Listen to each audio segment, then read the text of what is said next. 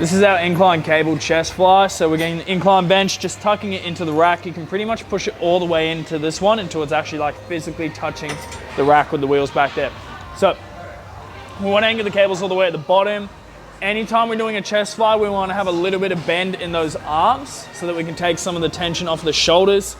And then of course, we're lining up with our pecs as we push up. And then when we come to the top, we're gonna get straight arms. We're also gonna get you guys to turn those hands over as you reach the top. So there's a little bit of hand movement in this. Yeah, twisting over just like Dill did as he reaches the top, and then pronating back out.